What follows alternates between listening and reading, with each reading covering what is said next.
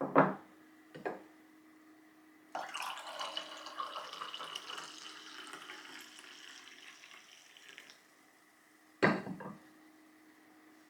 now that that's poured, I can say hello and welcome to Marion's world. And it's been a year since I last did the Help Me Choose My Next project, and at the time I wasn't sure what the implications would be, but you all chose the quilt, which my heart sank at first because I hadn't worked on that quilt for 10 years, and it was the best thing because within 2 or 3 weeks it was finished and I have it on my bed regularly, and you all made the right choice. And another couple of those projects have already been completed as well. And so I find myself here in the middle of July, and I'm dotting about from project to project, and I always have a long-term thing on. And all of a sudden I thought, why don't I just do it again? I'll get you all to choose. So we are here to choose what my next long-term project is.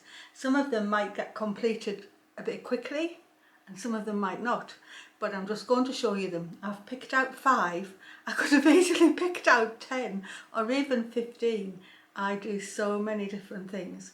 And so I've got a varied amount of things, but they are all hand. Not one of them's on the machine. I think that wouldn't take long enough to be a long-term project. So they're all hand things, and I'm just going to have a little drink of my tea, turn you around, and I'll show you which ones are which, and then at the end of the video I'll explain how you can vote for your favourite one for me to do. I'm just having a drink and I'll start with number 1. Oh, lovely cup of tea in the morning. That is the best. Anyway, here goes. Okay, number 1, it's back again because it didn't get finished. It was in the original one last year and it's still here. The Lichen Duster by Sew Liberated. Last year it was just a pile of material. In the intervening year it did get cut out. I've got all the pieces here, all cut out ready. And it did get started and I was merrily hand sewing away. So I have done almost the whole of the back. They've all been hand stitched French seams. They're all looking beautiful.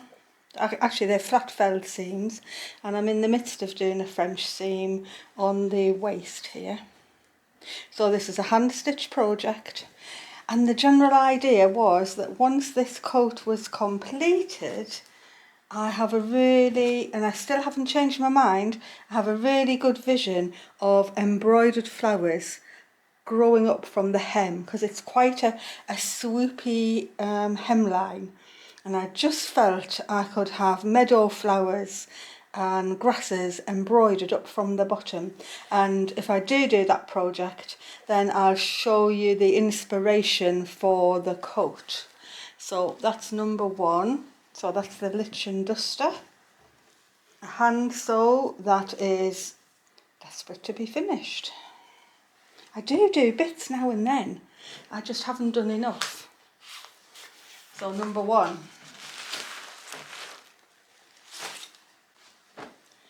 Number 2. I think I'm going to go and get a light. I'm going to go and get my light. I think it's a bit dark in here. Okay, I brought my embroidery light in to light the proceedings.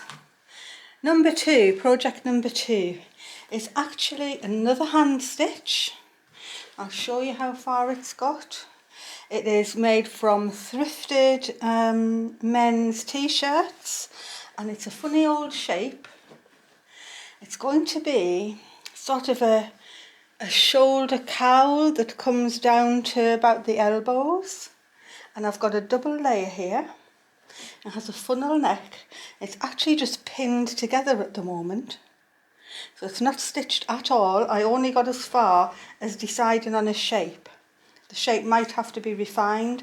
That was just my initial thoughts. So this is jersey, and this is going to be hand stitched. And to give you an idea of what I'm talking about this type of thing. So This was the first hand stitched jersey I did, and it's inspired by a person called Natalie Channing, and she has a website and a company called Alabama Channing, and she particularly specialises in hand stitched jersey with reverse applique on it. And I saw it once and absolutely loved it. Managed to get one of her books second hand, and this is one of the patterns out of it. The pattern for the t-shirt is out of it, but the pattern for the leaves is my own thing. And so you might recognise this because this is what I'm wearing in the photograph in my bio on the top of my channel. And I love it. And I've made another top with long sleeves, and I also made this skirt, which was again out of 2 men's thrifted t-shirts. So you can see inside I've got a grey t-shirt and the yellow t-shirt, and I was trying to be a bit more modern in my embroidery, and I only had a bit of silver fabric paint left.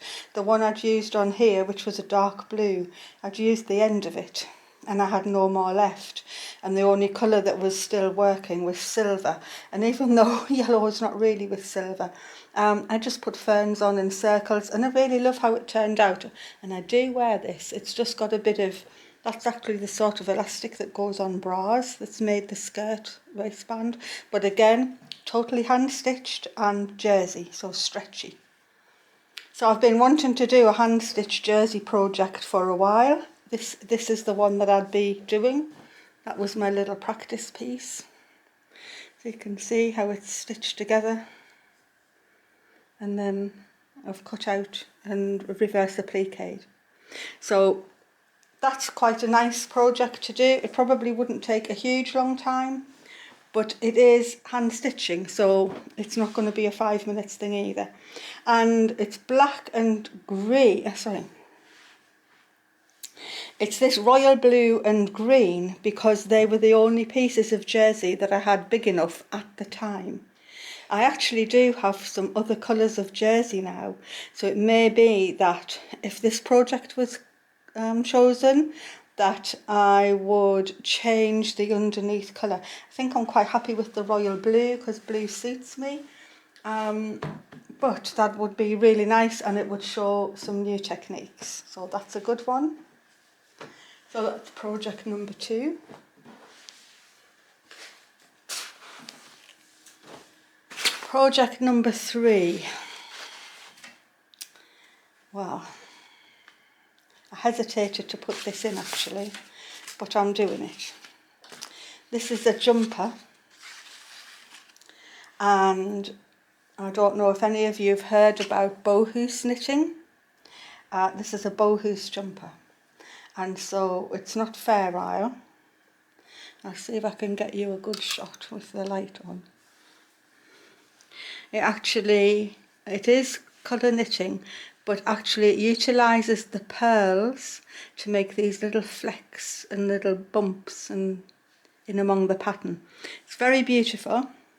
I'm knitting it on 2mm circular needles. Just about to lose some there. Better get them back on quickly. Anyway, it needs sorting out. I actually have finished the collar and I'm onto the plain, and the pattern is called, I don't know whether I've actually got a picture of it. I'll have a look. That's the colour chart.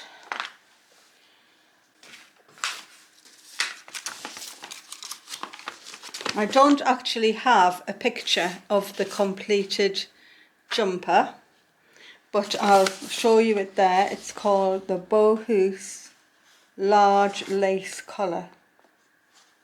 Can you see that one there? And the wool is an Angora, 50% Angora, 50% Merino mix, and it feels divine. The reason it's waiting is because this is what I was knitting when my husband passed away, and this is actually the first time I've had it out of the bag since then, and I was so looking forward to completing this, and it does feel gorgeous. But I am still knitting my Marine Woolen cardigan as well, so I'm on with that anyway.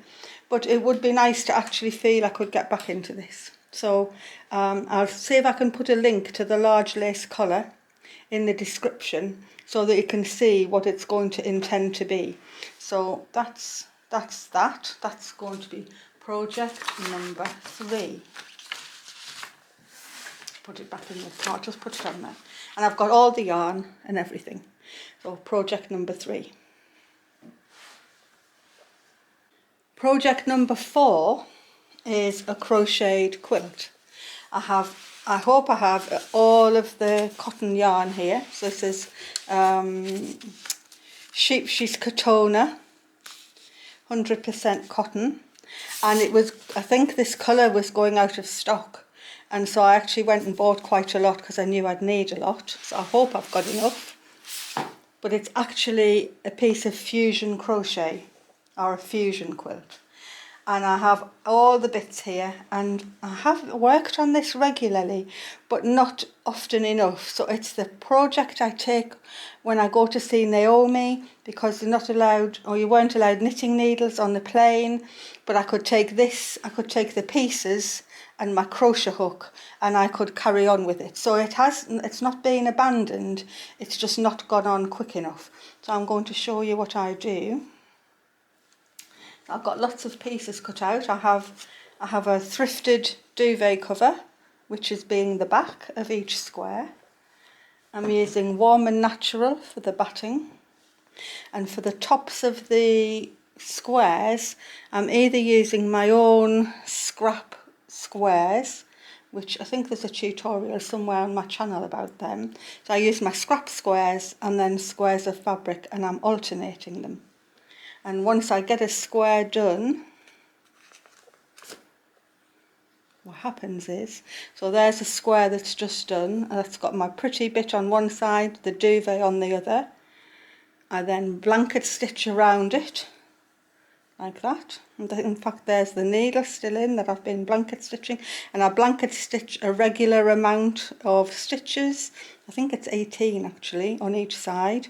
That one's still waiting for its side to be finished.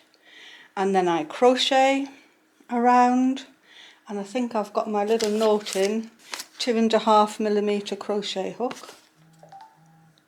So that's the finished square waiting to be attached, and then I attach them straight away, and this is what it looks like so far. I'll have to pull you back a bit for this, I think. So this is how far I've got. It's not actually that far. So just move my tea. So here it is. I have got, how many have I got? 4, 8, 12, 16, 19,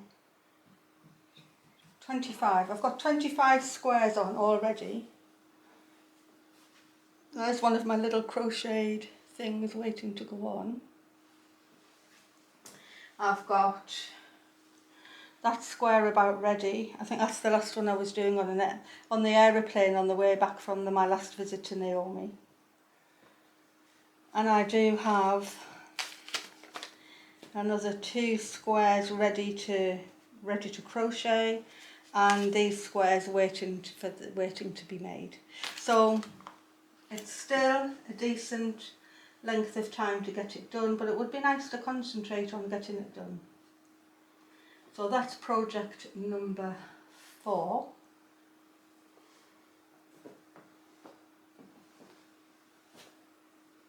So the last thing here is the Hanten jacket, and I've had the material in here for, well, now definitely over a year, and there are some beautiful pieces of vintage Japanese kimono fabric, some of which have already been mended and are very beautiful. I don't know whether you can see that, and then from the front how they've almost invisibly mended that piece of fabric.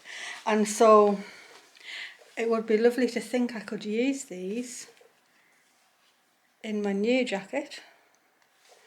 but I obviously want to do this in the style of Bohus, but also I have lots of thrifted, so I've got some thrifted denim cotton there. I have, this is more Japanese kimono fabric. None of it's new. These are just purple denim jeans, which I thought was a good colour. There's some material which was from a charity shop. So I've got various bits of all sorts. This was a bit of a practice piece that I did, deciding what I was going to do if and when I made my jacket. I actually did that on a Bohus workshop with Mandy Patullo last year and never went any further forward, but I do have another piece prepped. So I have all sorts here, from that's still old Japanese, these are old caravan curtains, maybe would have gone in. And then I do have some new fabrics that I got from the Japan shop last year at, this year at Sewing for Pleasure. So they are new pieces that might have gone in. So all in all, this is my little project case for the jacket, and I'll be doing that as authentically as I know how. I do have a website of a person who really inspired me to start collecting the materials for it in the first place, and so that's another project that is not really quick, but, and I've got the sashiko thread already. It's not really quick to do, but will be worth getting on with. And doing the sashiko on my thrifted denim jacket is making me even more wanting to do that. So that is project number 5.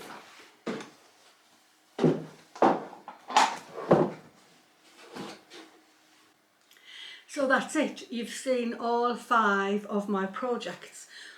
What I'm going to do is I'm going to put them all on the community page after this video's live, and I'll label them as the number that they are: the duster number 1, the reverse applique number 2, the Bohus number 3, the fusion crochet number 4, and the jacket at number 5.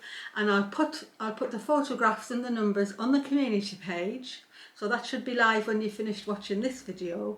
And if you could vote there rather than just in the comments under this video, that'll help me collate it all together, because it'll count things up as it goes. Whereas last year I just had to keep having a bar chart on the comments, and I did it all by hand, but that's because I didn't really know how YouTube worked at the time, and I didn't know I could do a poll. So that's it. That's all 5 projects. I'll make sure the post is on the community page that you can vote on, and I'll really look forward to seeing what project you all give me this time, because it definitely worked out well last time. It's just a shame that 2 of them, the 2 coats actually, the jacket and the duster, are back in again. This one really hasn't gone any further forward.